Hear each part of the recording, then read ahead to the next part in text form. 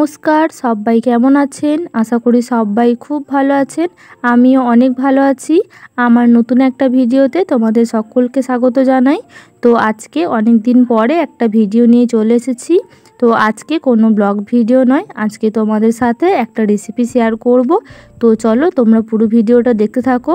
তো দেখো আমি এখানে চালটা ভিজিয়ে রেখেছিলাম কয়েক ঘন্টার জন্য, আর তারপর দেখো এখন চালটা একদম পুরো ভিজে গেছে। তো এরপর আমি চালটাকে মিক্সিতে ভালো করে বেটে নেব। তো আজকে তোমাদের সাথে আমি গুড় পিঠে রেসিপি শেয়ার করব। তো দেখো আমি চালটাকে এখন মিক্সিতে দিয়ে ভালো করে পেস্ট করে নেব।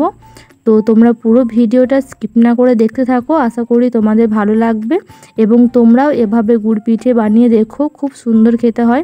আমার তো খুব ভালো লাগে এই গুড় পিঠেটা খেতে, অন্য পিঠে আমার ভালো লাগে না, কিন্তু গুড় পিঠেটা আমার খুব পছন্দের, তাই জন্য তোমাদের সাথেও আজকে শেয়ার করছি। তো দেখো এখানে আমার চালটা ভালো করে পেস্ট করা হয়ে গেছে, আর অনেকগুলোই করা হবে, তো সেই জন্য একটু বেশি করে করা হয়েছে। তোমরা তোমাদের পরিমাণ মতো নিয়ে নেবে। আর তারপর দেখো এখানে দিয়ে দেওয়া হচ্ছে 1 কাপ মতো ময়দা।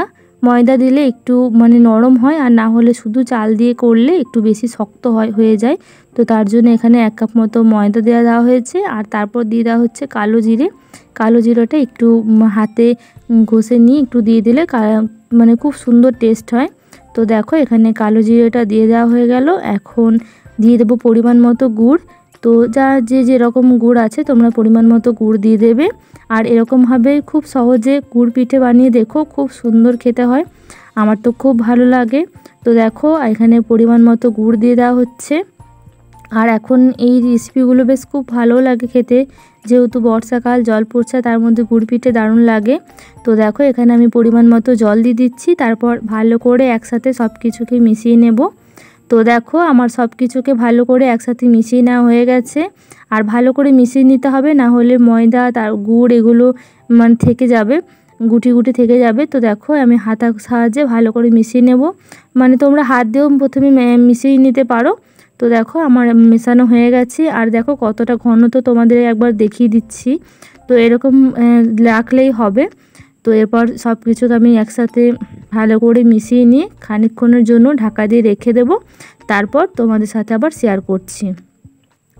তো দেখো আমি এখানে কড়াইয়ে তেল দিয়ে দিয়েছি, আর তেলটা একটু গরম হতে দেব। তো দেখো আমার তেল গরম হয়ে গেছে। এখন একে একে আমি গুড় পিঠেগুলো সব ভেজে নেব। তো দেখো আমি এক হাতা করে নিচ্ছি আর তেলের মধ্যে দিয়ে দিচ্ছি। আর বেশি জালে দিলে হবে না, না হলে ভেতর ওপরটা পুড়ে যাবে আর ভেতরটা কাঁচা থাকবে, তখন খেতে ভালো লাগবে না। তো সেই জন্য অল্প আঁচে আস্তে আস্তে করতে হবে একটা একটা করে। তো এগুলো ধীরে ধীরে একটা একটা করে করতে হয়, একটু সময় নিয়ে ভালো করে করে নিতে হবে একটা একটা করে। তো দেখো এখানে হাতা তোমরা যেমন পরিমাণে নেবে তো সেরকম অনুযায়ী নিয়ে নেওয়া হয়ে গেছে।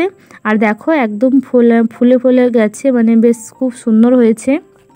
তো তোমরাও এরকমভাবে পরিমাণ মতো বানিয়ে দেখবে, খুব সুন্দর হয়। তো দেখো আবারও তোমাদের একটা বানিয়ে দেখাচ্ছি। দেখো এখানেও আবার এক হাতা দিয়ে দিয়েছি, আর তারপর দেখো কত সুন্দর ফুলে উঠছে। তো এরকমভাবে তোমরাও বানিও, খুব সুন্দর খেতে হয়, টেস্টি হয় এবং খুব সুন্দর দেখো ফুলছে সবগুলোই। আর অল্প আঁচে আস্তে আস্তে করে ভেজে নিতে হবে, না হলে ভেতরটা কাঁচা থেকে যাবে, ওপরটা পুড়ে যাবে, তখন খেতে ভালো লাগবে না। অল্প আঁচে এটা একটা একটা করে একটু সময় নিয়ে করতে হবে, আর ধৈর্য ধরে করলে সব কিছুই সুন্দর হয়। তো আজকে গুড় পিঠে রেসিপি তোমাদের সাথে শেয়ার করলাম। তোমরা কে কে গুড় পিঠে খেতে ভালোবাসো অবশ্যই আমাকে কমেন্ট করে জানিও। তো তোমরা পুরো ভিডিওটা স্কিপ না করে দেখো। সবাইকে অনেক অনেক ধন্যবাদ আমার পাশে থাকার জন্য। তোমরা এভাবেই আমার পাশে থেকো, সাপোর্ট করো। তো অনেক দিন আমার ভিডিও দেওয়া হয়নি, অনেক দিন পরে আজকে আবার ভিডিও দিচ্ছি। তো দেখো আমি এক একে সবগুলো ভেজে নিলাম, আর ওদিকে দেখো একটু লাল করে ভেজে নিয়েছি, কারণ একটু কাঁচা খেতে আমি পছন্দ করি না, একটু ভালো করে ভেজে আমরা খেতে পছন্দ করি। তোমরা যেমন খেতে পছন্দ করো সেরকম অনুযায়ী ভেজে নেবে। তো এখানে মা করছিল, আমি একটু করেছি। তো আমি বেশ পারছিলাম না, তোলার সময় ঠিক করে তুলতে পারছিলাম না, তো সেই জন্য মা আবার করছিল। তো দেখো একে একে সব পিঠেগুলো গুড় পিঠেগুলো এরকম করে নিচ্ছি। আর এর আর একটা নাম আছে, তো তোমরা কী নামে এটাকে চেনো? আমরা তো গুড় পিঠেই বলি এখানে সবাই। তোমরা কী নামে চেনো অবশ্যই কিন্তু আমাকে কমেন্ট করে জানিও। আর তোমরা কে কে গুড় পিঠে খেতে ভালোবাসো সেটাও আমাকে কমেন্ট করে জানিও। ধৈর্য ধরে সময় নিয়ে একে একে গুড় পিঠেগুলো ভেজে নিতে হবে। তো দেখো আমাদের এখানে গুড় পিঠে ভাজা হয়ে গেছে, দেখতেও যেমন সুন্দর হয়েছে, খেতেও সুস্বাদু হয়েছিল। তো তোমরাও এরকমভাবে বাড়িতে গুড় পিঠে বানিয়ে দেখো, অবশ্যই তোমাদেরও খুব ভালো লাগবে এবং অবশ্যই আমাকে কমেন্ট করে জানিও তোমাদের কেমন লাগলো আজকের রেসিপি।